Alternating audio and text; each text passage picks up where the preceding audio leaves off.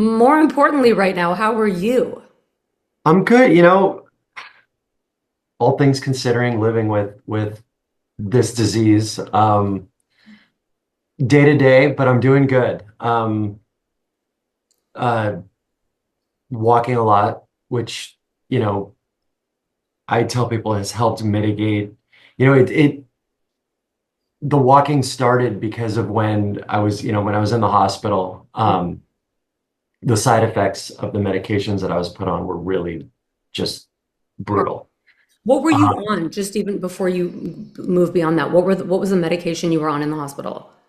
I was on Velitri. Okay. So I was on the 24-hour pump. And so, just to back up, Yeah. they didn't think I was going to leave the hospital. I was very sick. Um, and so I was put on kind of what they called the kitchen sink, let's just throw this at them and then hopefully this is Something. going to keep them alive. Yeah. And it did. And so I learned in the hospital, the side effects were just brutal. Mm. Um, a little bit of walking just helped, kind of just moving around helped. So they stabilized me, sent me home, and told my wife, I didn't know any of this, but they told my wife I was given 3 to 6 months to live. Mm. And I just started walking. I just started walking, Mm. and the walking helps mitigate the side effects. Um, because I was walking so much, my heart started making a recovery. And 3 months led to six, led to a year. They never thought I was going to get off of the pump, Right. and after a year I was off. And Amazing. my heart, amazing, and my heart almost made a full recovery. And so to this day, I'm still on heavy medications. I'm all oral at this point, Okay. but I walk a lot, and I've learned that walking not only helps mitigate the side effects of the medication, but it helps with the mental aspects of battling with a terminal disease and a chronic disease. And um, I say it's equally as important, the mental health of this, and the walking helps just clear my mind and it makes me feel amazing. So I'm walking a lot. I try to get 15 miles a day. Ooh, Um, that's amazing. And you're yeah. going at this point, like, are you really walking like at a fast pace? You really are. That's amazing. And you I can mean, keep, unless I go out on a nightly walk with, yeah. my wife or kids or something. But yeah, no, I'm walking. And you do not have oxygen when you walk. For any normal person, I mean, like supplemental oxygen. Clearly, we need some oxygen to walk. But so you're walking at full speed. I mean, full speed, relatively speaking. No oxygen. You don't have to stop to breathe. So No, just ongoing. no. Inclines. How are inclines? So no, so I actually yesterday just had my 3 month checkup. I go every 3 months to my cardiologist. So when I went into the hospital, I almost died. You know, I was out for I was unconscious for between 20 and 30 minutes, and it was confirmed that I was dying in the bedroom. If it weren't for the fact that it was during COVID and people were home, Mm-hmm. I wouldn't have made it. Um, and so so I could have I could have seen a pulmonologist and I could have seen a cardiologist. I was in severe failure. So I went the cardiologist route, but he's very familiar with pulmonary hypertension and PAH. So I go every 3 months to see my doctor. Every six, I get an echo, and then just every three, I see him. So I went yesterday, and in January, there were some things that came up in my previous appointments. So they did a cardio echo Okay. in January, and I went on the treadmill, and I forget what the term that they were testing for, but I guess they have some UCLA athletes that come in and do some of this cardio testing. Okay. And there's some threshold that he said athletes at UCLA hit, like a 16, Okay. some measure. I was at an 18.2. Jeez. So Yeah, basically, I mean, what are your pressures based off the echo, which is not as specific as a cath, but very low, like in the 30s? In the like 20 25 low. being normal for anybody who doesn't know about it, under 25. Well, is it like 60 is severe, right? Just for I would go. So when I went into the hospital, yeah. I was in the 80s, I think. Okay, I was 180. No, I'm sorry, I was 100 Oh, 108, 108. Okay, 110. I was up there, I think. yeah. I was Okay. way up there. Okay. Um, I'm really low. Do you know what it is? I mean, I don't even, you might not even know. Don't, if you don't know, don't worry about it. But you're I saying can it's find like out. I'm really low. unbelievable. I think I'm in the Unbelievable. I think I'm in the 20s. Wow. So you have basically, by that definition, sort of reversed pulmonary hypertension. I'm undiagnosable right now. Amazing. If you, Yeah. the only way to know I have PAH is if Yeah. you biopsy my lungs. Wow. And you would see Yeah. some narrowing of whatever, but I mean, barely. So I've met with doctors, like, so we fund research at NGH in Denver, Okay. and I've met with experts in PAH, and they still say the damage of my lungs is there, it's irreversible. So my pulmonary arteries are still constricted. Mhm. I'm just I've retrained my body and I've conditioned my heart Yeah. To take what, so well yes, that it's overcompensating for the lack of everything in my lungs. that makes sense. Um, and as you know, we don't know what the future holds.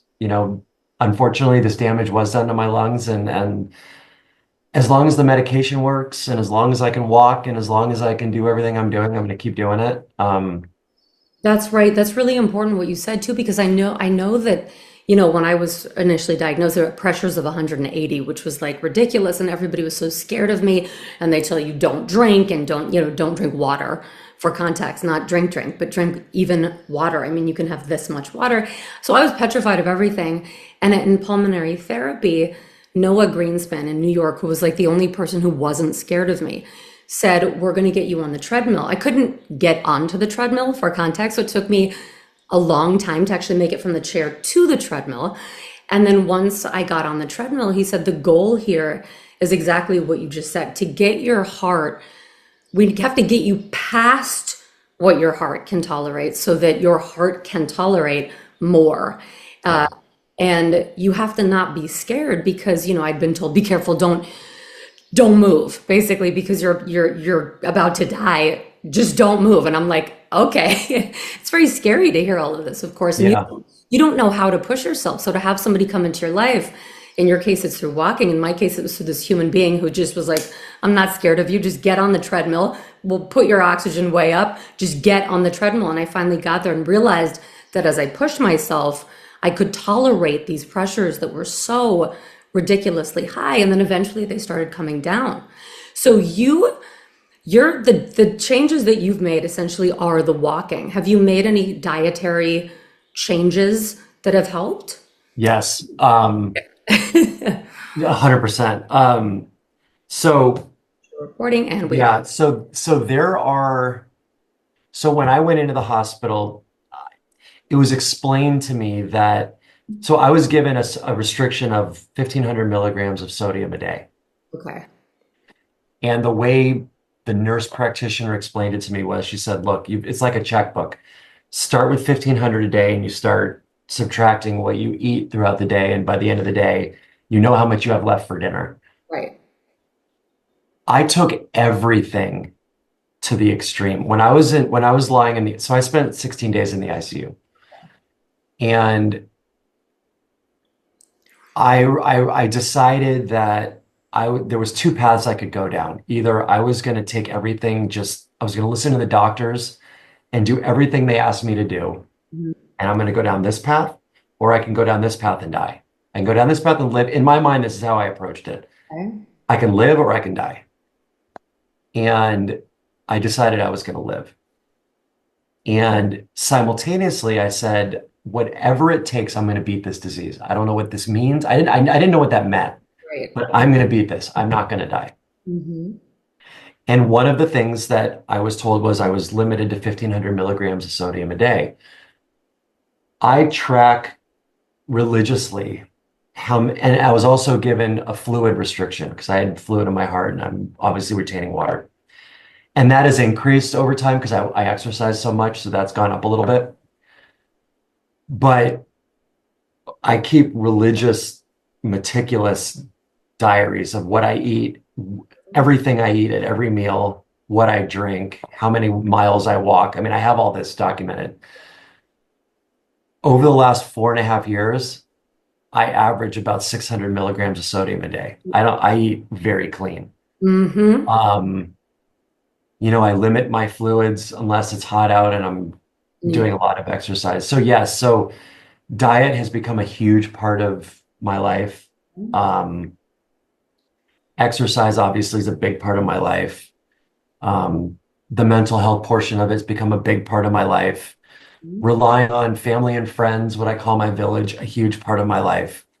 And then obviously the medical care, all of which are pieces of my pie, Yes. what I call pieces of my pie. So yeah, nutrition's been a huge part of it.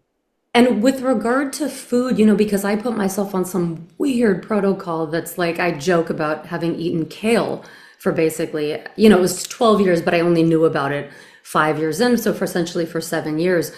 And I would have eaten horse manure to stay alive. So kale was delicious compared to horse manure.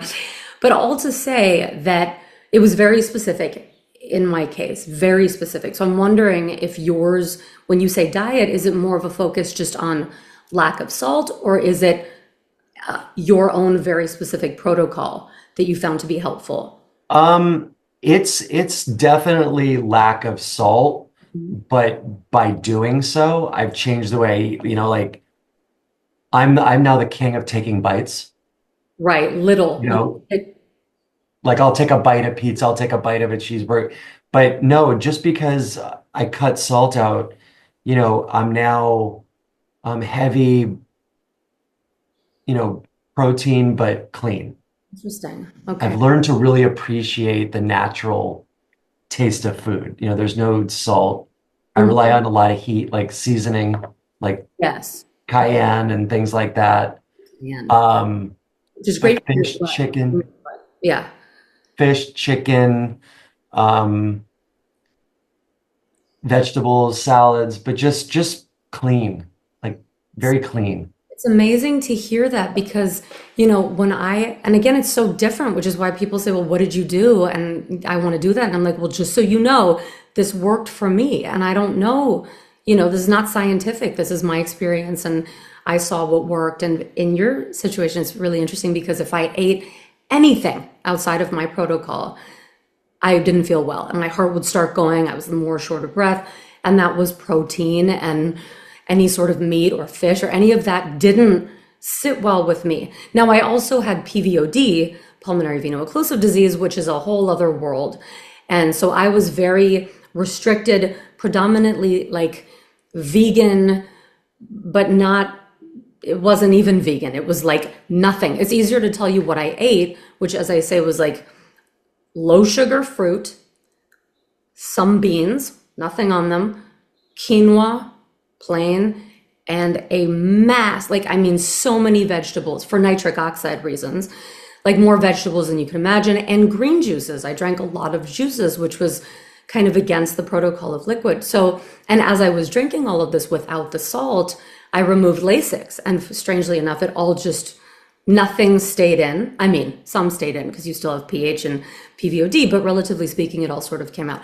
Anytime I strayed, if I brought fat in, if I brought proteins in, like sort of animal protein, horrible, horrible. So I think it's really interesting to hear that it's so different, and I got better too. I went from 180 pressures, a couple years it took to go down to 90, and then I ended up at 32.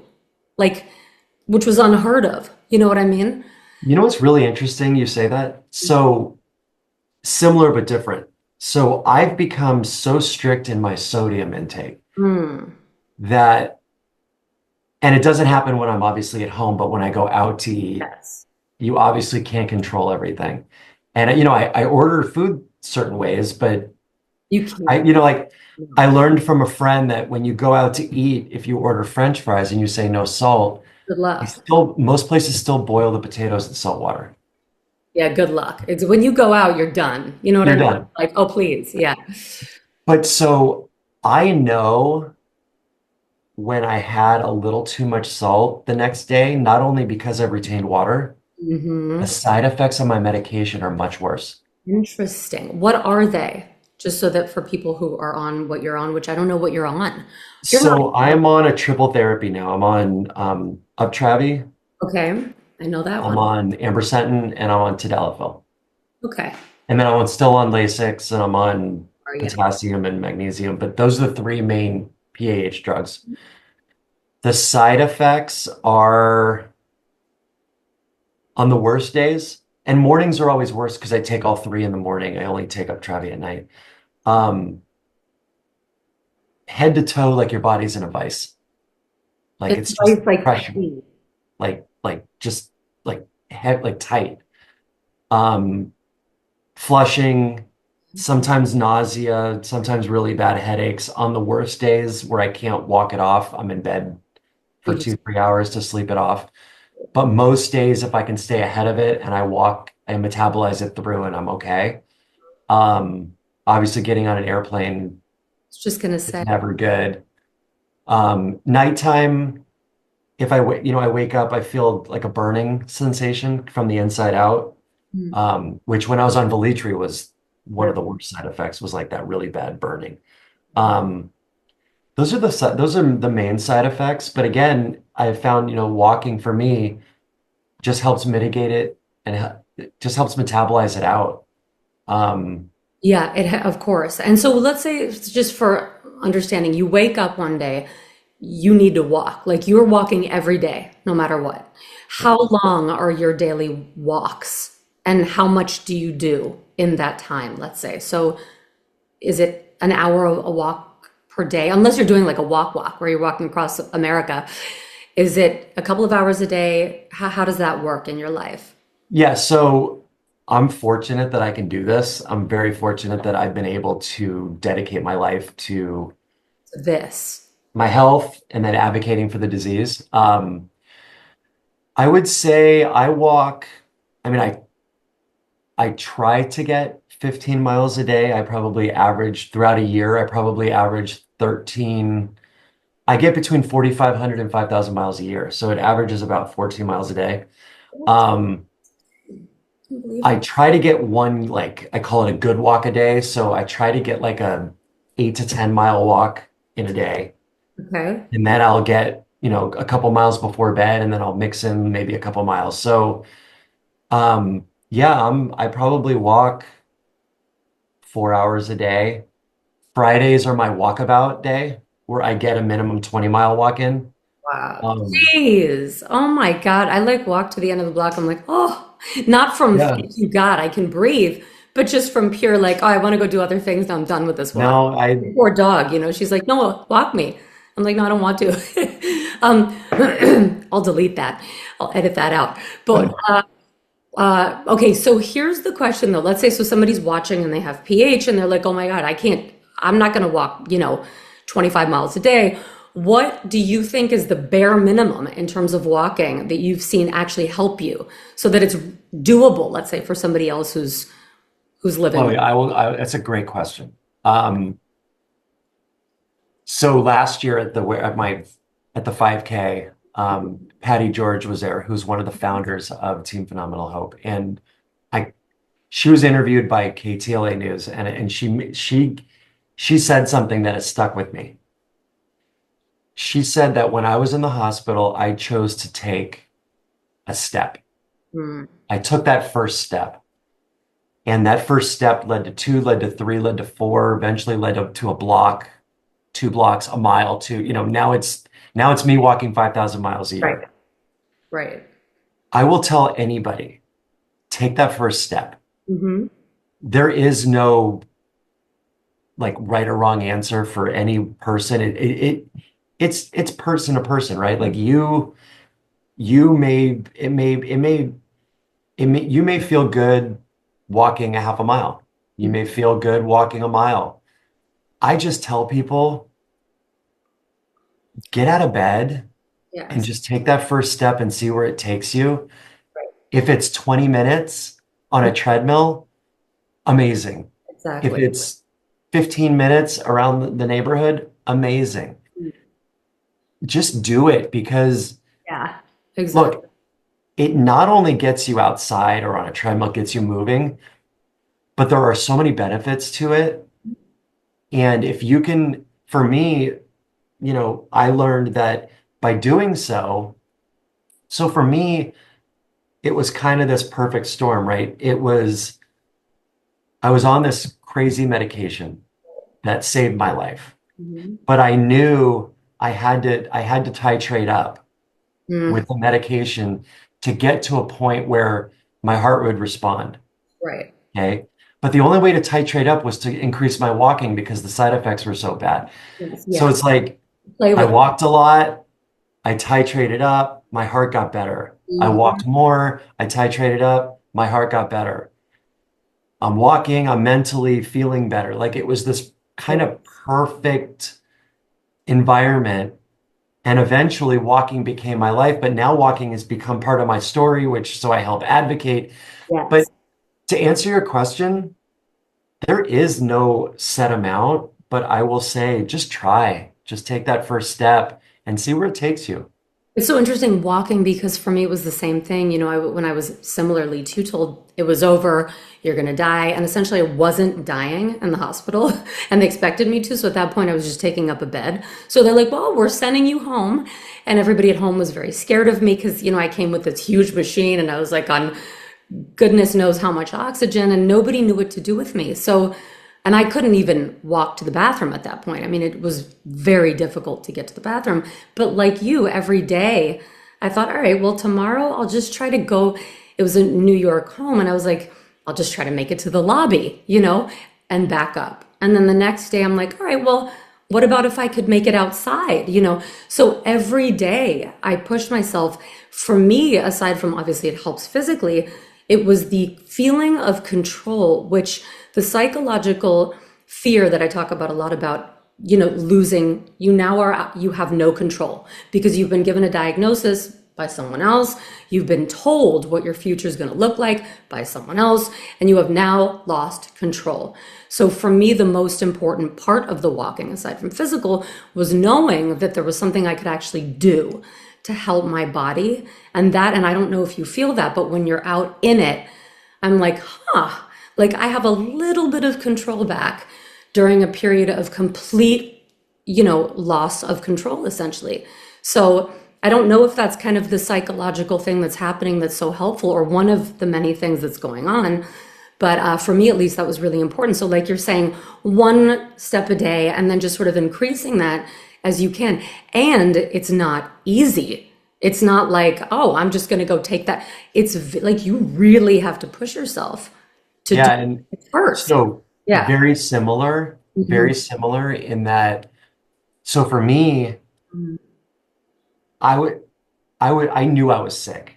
Hmm. Okay, but I wasn't going to the doctor, and Hmm. I was hiding.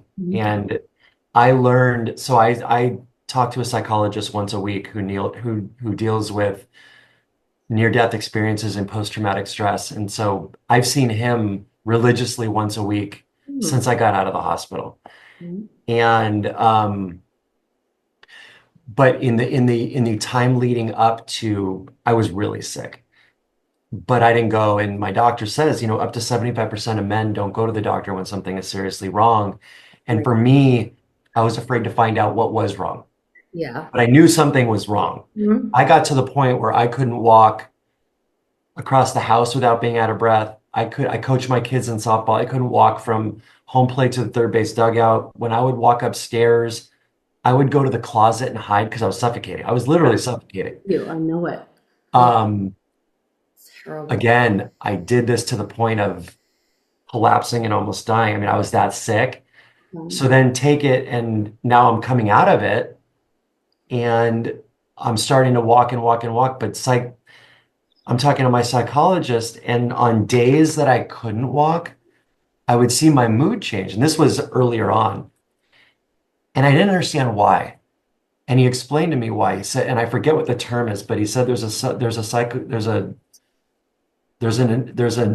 term in psychology that states, for me, the ICU was kind of point A, Right? And for more time that I walk, I'm distancing myself from the ICU. Exactly. And it's like this, like you were saying, it's this measure of success. Right. But the more I walk and the stronger I get, the further I am away from almost dying. It's And exactly it. That for me was the stage. So I was like, if I can get, so the stage represents the opposite of death, right? right. You know, it's scary to get on stage in its own way because you're like, oh, will I sound good? Will I? But the fear of that was so comforting compared to the fear of dying that I was like, okay, the opposite of death is performing. So And that for me, it's this. It's like exactly. telling my story in front of crowds and advocating, and it's become the same thing. Yes, you're trying to It's move so away from easy. the ICU, but it's funny you express it the same way. I was like, the furthest away I can get from that horrible place, which saved my life, so thank you. Me too, right? You know, it's the stage. So let's focus on that. And it's true, any day that goes by that you can't move forward, it's like, oh no, it's scary. You're moving back. And, you know, it's sort of inconceivable. You know, the person I was with at the time, who I call Hunter, used to he would remind me of this, or remind me all the time, that it goes, you know, boom, boom, and then nah, and then boom, and then nah. As you're getting better, you're going to have days where it's not so Yeah. great. And of course we think, oh no, it's over, you know? And he's like, you're sharpening your saw. That's what he would always tell me. And I'm like, no, no, I'm not. He's like, yes, you are. So to What do you, remember, you know, how do you, I mean, I know, how do you find yourself on days that like, so on the days where you're kind of mm, on the down days, yes. how do you respond? Like, how do you deal with it? How do you handle those situations? Well, differently. I mean, those days happen now post-transplant too, sort of. They're not related as much to your health now after a transplant as they are to the fear of what could happen. So sometimes I'm like, oh my gosh, you know, but I'll cough a little bit because of dust or something. I'm like, you know, and then that for me right now is one of those where I'm like, oh no, you know, and you start to come up with 25,000 things. Is this it? Am I, you know, and all of the worst case scenarios come into your head, which is why I have a sign right up there you can't see, which says, what if everything goes right? But so now it's a completely different world than before. And I try to go into the comedy of it all now. And I'm like, oh my Mhm. God, like it's a cough, relax. And then thank God it's better and it's gone and it's okay. Then with PH, to be fair, I had somebody in my life who came into my life and at, you know, in the most important time he could have. And as I say, was a bit of a salesman. And I think he was such a great salesman because he sold me on the idea that I would heal. And so I used a lot of that to try to help myself. I would say the most important thing for me for those moments was brainwashing. I I know how dangerous in a way it can be to let yourself go there, especially for a lengthy period of time. So if I was in that state, which was quite frequent that I was because I felt so ill, I would make myself do something.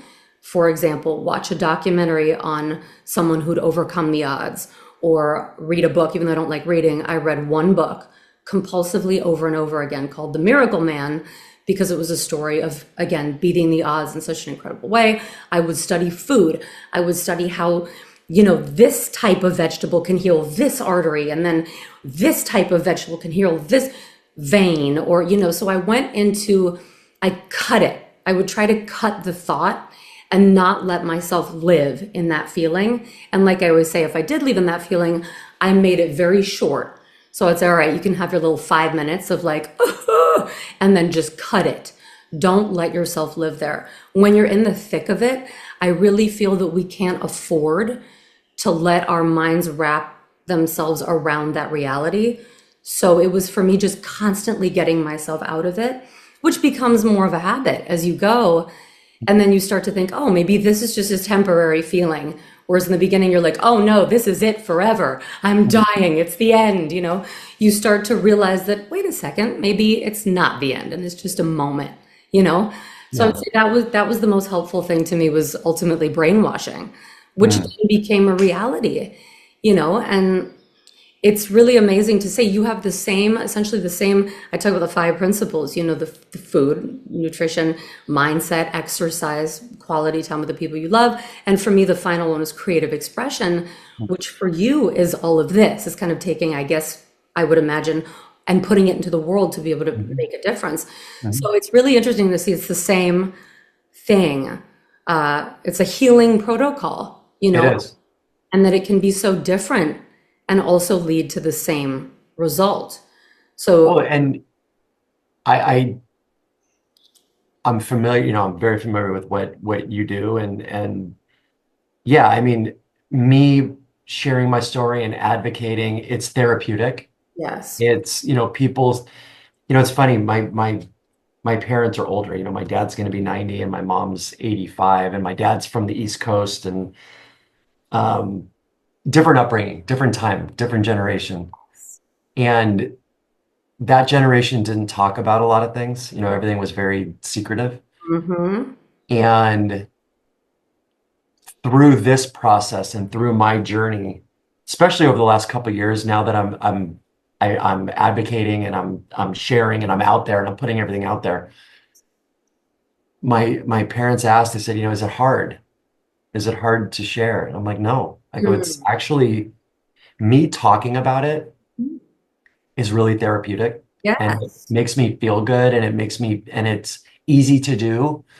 And so I think with what you do, and the way you use this, as you through your medium, I would guess it's really therapeutic, and it's equally important. Everything is different, but everything is equally as important. I always say, if it weren't for all of these pieces, I wouldn't be where I am today, and I wouldn't continue to defeat the odds and Right. do what I'm doing living with PAH. Yes. Um, so I can imagine with you, you're where you are because of all these things that kind of felt that you work with. No, no, it's definitely therapeutic. And wow, what a switch, like a life switch, but and what you're saying literally is therapeutic because when I got out of the ICU the first time, I was told I was going to die. This was right at the diagnosis of PH and PVOD. I wrote a song, Be Brave. And, people have asked me, they're like, well, who did you write that to? And I'm like, I wrote that to myself. Like, that was my therapy for me. And when you hear, of course, that it resonates with someone else, which I think writing it and meaning it for yourself is the way for it to resonate with someone else. But of course, that means so much to me. But like you said, you're sort of compelled almost through this will to live to do the thing that feels purposeful to you. And for me, the thought, when I started getting better, and I imagine you live in this thought too, I thought, okay, well, these things are working. So, like, if I'm not putting them out into the world, what am I doing? Right? Because they could potentially help so many more people. So, I think that part of the whole thing, it's very meaningful to me. I've always created music. I've always been in on that side of the universe. Growing up, it was music, music, music, music. But I mean, the meaning behind the things that I do now, I mean, it's like I say, it's much more about the message than the form of delivery, which can be through speaking, through singing, through writing. It's just what I'm trying to convey as a message, which ultimately is just that absolutely nothing, as long as we are breathing, is impossible. Nothing. Because it's impossible, to get better just with PVOD alone, which has like, I say a 15-minute life expectancy, basically. So with PH and then PVOD and being told it's impossible, and so seeing someone go from hopeless, which is what that will do to you, to all of a sudden, wait a second, maybe I'll live, or maybe my child could live, or it's like for me the most meaningful thing that of course I never would have known had none of this happened. So, it definitely sends our lives into very different directions. I don't know if for you, and I imagine it has, I don't know where you were, who you were before all of this happened. When were you diagnosed? Like, is this so many years you've been living with PH, or is this new? So I was diagnosed with PAH when I went into the ICU When's that? 4.5 years, September of 20. And how long Um, were you hiding it? Was that years of hiding, do you think? so like a lot of people with PH and PAH, I was diagnosed when I was younger with asthma. Okay. Um, Okay. I probably did have asthma, but so a couple weird things. Diagnosed with asthma, outgrew it when I was in my, when I was in my late teens. And then through my 30s, so I'm 52 now. Mhm. I was 47 when I was diagnosed. Okay.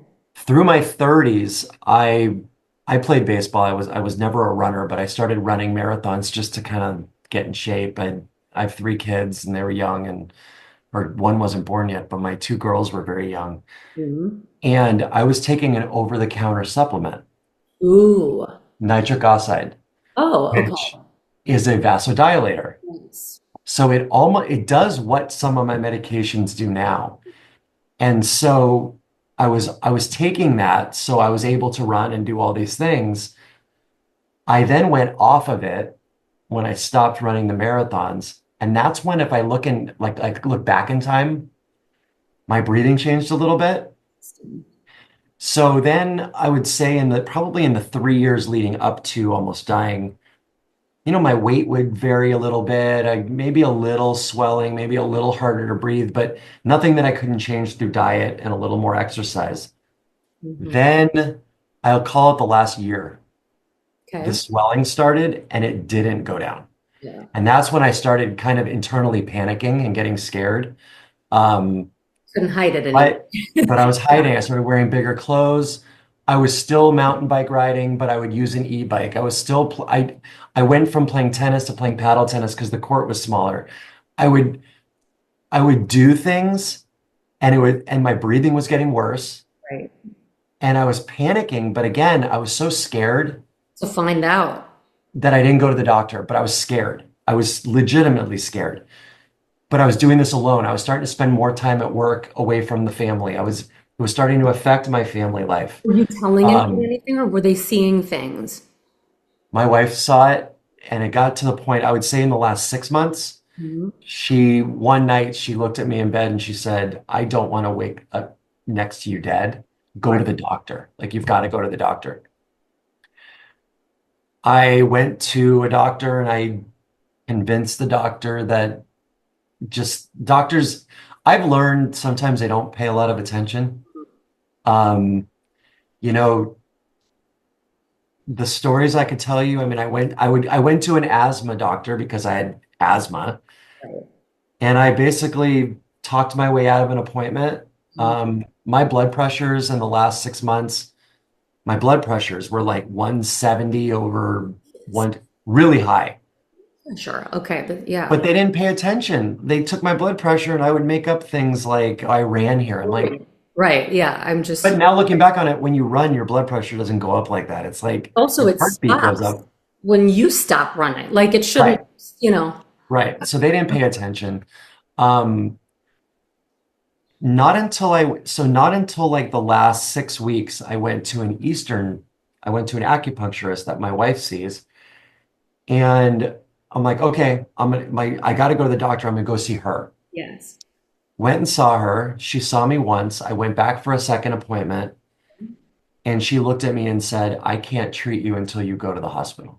Oh no. That's She not actually was, she actually paid attention and said, I can't treat you until you go to the hospiel. good. Oh, thank I panicked. you.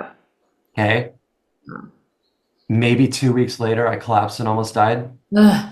Well, you were home, obviously, when that I happened. was home. Yeah. I was home. I will never forget this. I'll never forget the feeling of that moment. Yes. Um, I remember it like it was yesterday. Hmm. But when I came to, I remember going down and into the ambulance, and I looked up in the ambulance and I said, "Thank God I'm going to get help." You're alive. So when you, so you just, was it before you collapsed?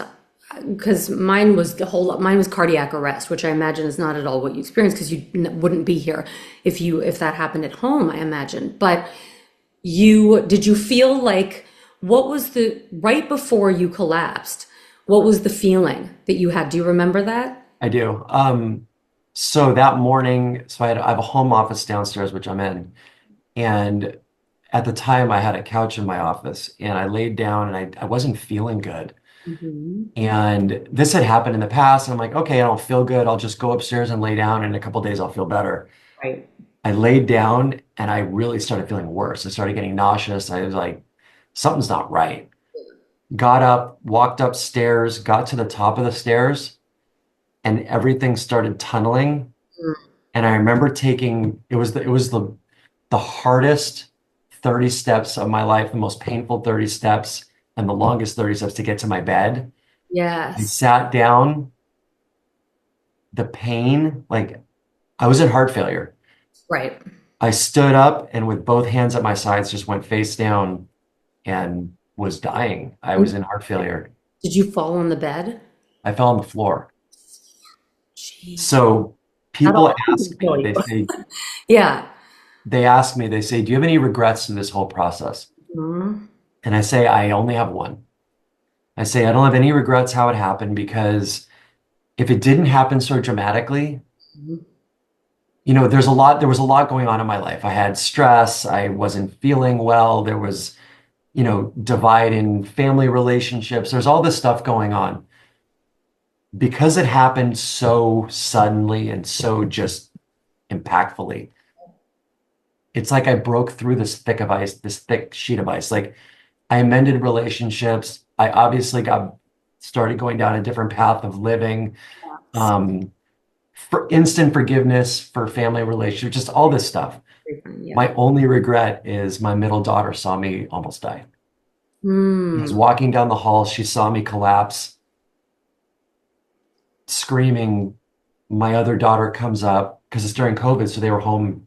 Thank God. So both daughters see me lying in a pool of blood.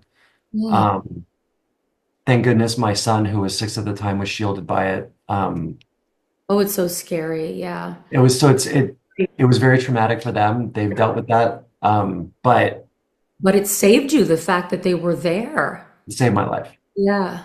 Oh, so Yeah, that maybe, like it yeah, trumps the yes. they had to see. How old were your kids? I know your son he was 6. How old were? So my son was 6. My oldest was 12, and my youngest was 10. I mean, my middle was 10. Okay. So then they saw you obviously and then went and called 911, I imagine. So my wife called 911. Paramedics came.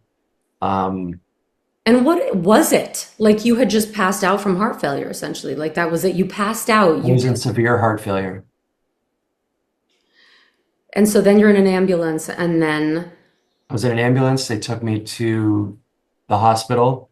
you woke They, up in the ambulance. So they did something to get you back in the so ambulance. I woke up in the bedroom with everybody Okay, there, in the with the bedroom. paramedics, with everybody there.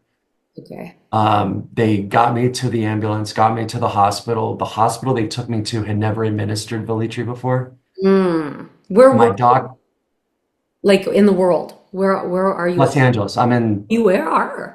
I'm Wow. in Brentwood, yeah. Okay. So they took me to a local hospital in Santa Monica, stabilized me. Okay. It turns out that so the doctor that was in the ER at the time, thank goodness he was a doctor that didn't have a big ego, Hmm. didn't quite understand what was going on, called his mentor at Cedars. Great. And it turns out that I was being under the care of the doctor at Cedars from pretty much right when I got to the ICU. Excellent. They at Cedars were giving like guidance to stabilized me, transported me by ambulance to Cedars 2 days later, and I was in the ICU there for the remainder of the time. So a total of 16 days. Interesting. Those 4 years. I wonder if we were there at the same time because I started at Cedars, similar time because it's 5 years for me. So that probably is two before your official diagnosis. I think since you said 4 years. Um, 4.5, yeah. is Cedars your current hospital? Yeah, It is. Okay. yeah. I started there. That's where they put me on ECMO. That's cardiac arrest. Everything was Cedars, and then transferred me over to UCLA for transplant or the possibility of a transplant, which was so scary. Oh my God. Whew, that was a whole other story. But well, thank God your kids found you. Yes. Goodness, you gave birth. You you had children to then come and save your life, you know? Yeah. Yeah. Man, so in all of this, I mean, like for people who are, well, everybody has obviously their message of what they want to convey. And I know for you, it's to, I think, kind of, which it is for me too, to take back as much as you can in terms of, I would say, control, but put as much of this as you can into your own hands to kind of help direct your fate, essentially, without straying from the medical protocol that you're given. Is there anything else you can say or any other sort of message you want to convey to people who are living with PH who might need to hear something hopeful or specific? Yeah, again, it's not easy living with PAH. It's not easy living with any disease, any chronic terminal disease, because they're with no cure. I mean, that is difficult.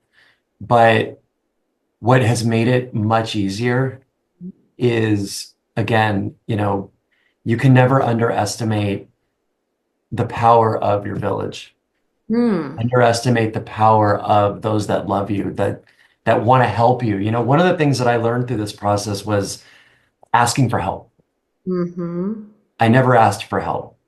I was doing the opposite. I was hiding. Yes. And you realize pretty quickly if you let people in that they want to help you. And you need it, you really need it. Like this space, right? You're a friend of mine. This space helps. Um, Relying on just the power of yourself, the mental side of it, equally as important from if you want to call it the scientific, the medicine side, is the mental health side. Having good, clear mental health is so important. Um, Both living and not living with a terminal disease, but really living with these diseases, relying on good mental health, listening to your doctors.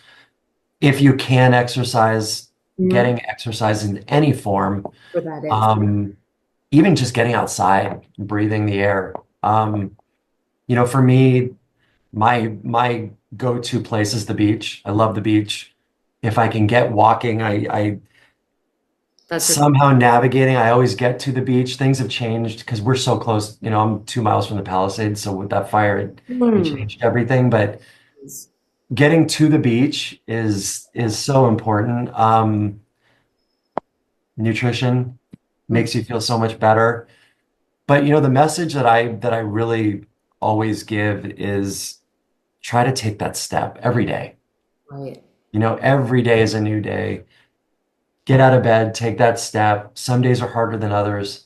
Mm-hmm. Um, but if you can implement parts of all of those things that I, again, call my pieces of my pie, I've learned that it helps me. Um, and, for what I personally do, you Mm-hmm. know, I said early on that if through my story, when I'm not here anymore, if I've just helped save one person's life, then I've done my job on this earth. And Mm-hmm. I know I've been given a second chance, Mm-hmm. and my second chance is to help others and to help advocate for this disease and other diseases and really pass along just a message of hope. I mean, what I've learned is my story has transcended just pulmonary hypertension. Right. Um, Larger concept. Yep. yeah, it goes for anything, any disease, anything that happens in people's lives. I mean, my psychologist educated me that if you have a room of 1,000 people, Mhm. 995 of them at some point have been punched in the gut, whether it's something that's happened to them, a family member, a friend, a colleague. So my message is, I'm hopeful that it's just helping as many people as possible. Amen to that. And then I mean, I could keep you on here for 5 hours.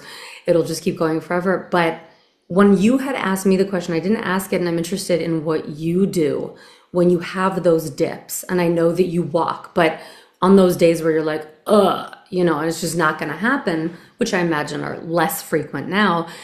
how do you monitor your mind? And is there something specific that you tell yourself to make that less I bump? do, I do. And my dips came, I mean, if you remember, I'm sure you remember, you know, Remember so I everything. still step on a scale every day Right. For water. Yeah, you're for like, water. "Ah." Um, I still, I, and again, I'll just use the scale for an example. You step on the scale and you gain 3 pounds. Mhm. And when you're living the life that I'm living, gaining 3 pounds is a lot, right? It's And huge. yet, but if you think about it, it's water retention. Mhm. And that happens. And I know I'm not dying. I know I'll be Right. okay. Right. But it can send you into kind of a like, oh my goodness, it sends you back there. Um, I've just learned I've learned tools with the help of my psychologist that just it's gonna be okay. Hmm. It is just a blip. You're doing everything right. Right. I've learned that again, I do it through walking, so like I can monitor the barometer for me is, I'll go outside and if I can walk up a hill, I'm Sure, okay. sure. I'm Right. okay. Yes. And it's really hard, Hmm. but you almost have to try to detach just a little bit from the looking at every single thing and being so meticulous because if not, then you will kind of let it get to you. And it used to get to me a lot more. Um, but yeah, I mean, Scary, for sure. It's scary. yeah, It's scary. But, and then again, if it makes anyone feel better, we've both had the dips that I imagine you've had that I've had are so, so bad. Yet the outcome, thank God, still went in the right direction. That it can get so bad, but it can also get so good after the so bad, yeah. which is helpful, I think, to know. And then, like, futuristically, even though it's like scary always to think futuristically, I'm like, oh my God, everybody's like, how far, what you do you plan? I'm like, I don't really plan anything. I just pray that I'm here for forever. But it's very hard to think that about a future with PVOD, with transplant, all these things, which again, we're human and anything could happen to anyone at any time, of course. But, it's like having this little devil guy over your head being like, hey, just don't forget, you have this thing and it's a scary little voice. So do you talk to that little voice and allow yourself to think futuristically? And in that future, do you imagine yourself completely healed, which it sounds like you basically are, but your lungs, I know they're not supposed to heal, but let's just say that they do, because I've seen crazier things happen. Do you visualize and allow yourself to think, all right, this is where I'm headed. I'm going to heal my lungs. All the scar tissue is going to fade. Or do you not let yourself go there into that future? What do you sort of let yourself see? Um, I don't necessarily do that. I take a different approach. I live every day to the fullest. Mm-hmm. I don't take anything for granted anymore. Yes. Um, if we want to go see a part, if we want to go travel, we travel. If I want to go see somewhere, Mm. again, Do I'm it. fortunate enough to have the means, I go do it. Don't wait. I don't wait, and I, you know, tell my wife and kids I love them. I Yeah, you're hug them at really on every chance I can get. I, you can't take anything for granted. There is no tomorrow. But yeah, I mean, I'm doing everything I can to extend my life as long as I can. Um, that's why I live the way I do now. that. Um, and I work so hard and I'm so diligent about, you know, all of this stuff, Yes. um, so that I can be here as long as possible. Mm-hmm. Um, but I mean, I've always been a forever optimist. Mm-hmm. I've never been a pessimist. Even when I was at my sickest, I'm like, it'll be okay, which is why I didn't go to the, Mm-hmm.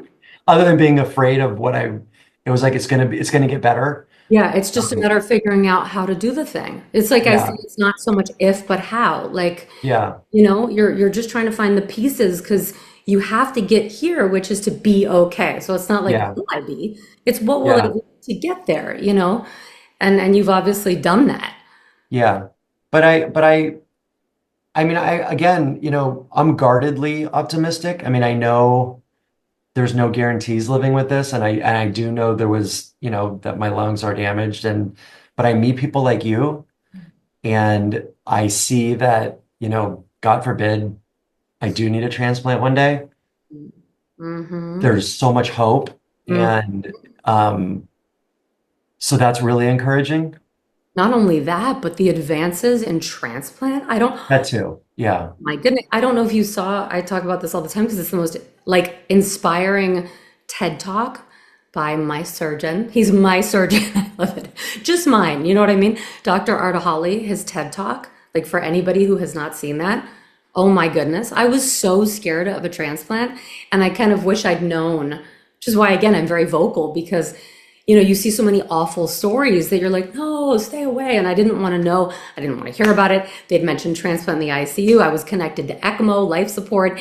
And I'm like, my blood pressure, my heartbeat would go up when they said the word transplant. I'm like, no, no, until of course you're really dying. And then you're like, okay, anything that will, please, a transplant, but it's scary. So I think the better stories you can hear about everything, PH. What, it's funny you say that. When I was in the ICU, they had the heart transplant team come in, not lung at the time, it was heart. Um, and then subsequently, I've spoken with lung, but nothing's imminent, obviously. But yeah, I remember the heart transplant team coming out on multiple occasions, and you're Oh, like, you're like, no, go away, and I still thought connected to ECMO, like I was like, no, no, no. I kept telling my mother, I don't need a transplant, I just need a taxi, right? I just need to get out of here. These people don't realize I'm fine, I'm totally meanwhile I was dead, right? I was like a second away from death. So it's very scary, which is again why, putting out some like good news. And I always say, I have no idea what's going to happen tomorrow. It's been almost 5 years. Thank you, God. It's gone unbelievably well. I feel like I'm in a dream. That feeling that you have, that I had, that pH feeling that I know so well, you think I thought I was stuck in that life forever till I died. I was like, okay, well, I guess this round of life will just be this, and it'll be unpleasant and painful, and I'll just exist as much as I can, and then boom, right? Now, the theory is, I know there are new pH drugs coming out as well that are seemingly very promising. yeah, So between that, the possibility of transplant, it's like I'm living on the other side of life. And I get scared sometimes. Like the other day, I was having lunch and I was like, and it was so wonderful, right? Because you can breathe after so many years of not breathing, which means so much because you're not in pain, you're not, And I thought, oh no, I have this constant fear of like, what if I'm still in a coma? You know what I mean? And I'm still in the ICU and I dreamt up this miracle life. It's that unbelievable to be able to live like a normal person. yeah, I don't even understand what's happening and it's almost 5 years later, right? yeah, yeah, So all I can say is it's been an absolute miracle. So no matter what happens, yeah. there is that possibility, thank God. And as time goes on again, the advances are unbelievable They to are, they are. And with your own cells. You know what I mean? oh So no, 100%. And I mean, that's the hope, right? The longer you can live, right. the better the advancements are going to be. And to answer one of your other previous questions, Hmm. I mean, one of the other things that I'm hopeful for is that for somebody that is either newly diagnosed or is like, I'll call it sick, like really, heart failure or on Velitri, you know, not everybody's body reacts the same way, but I was there. There is hope, Yeah, to progress and in a positive way. exactly. I was like in the Um, right direction. Exactly. to progress in a positive way Yeah, where, you might not be on it forever, and that's right. again, everybody kind of finds their different ways, but there is hope. There is definitely hope. Amen to that. What a perfect way to end it. And even if you have PVOD, by the way, which is, I mean, even that. So if you take that disease, which is like, I don't even, there's like, I don't know if my facts are off, but like 11 people in the world who had it. You know what I mean? And Yeah. so even with that, there's hope. Yeah. So it's sort of, there's never a point at which I think it's hopeless as long as we're breathing and Yep. even barely breathing. 100%.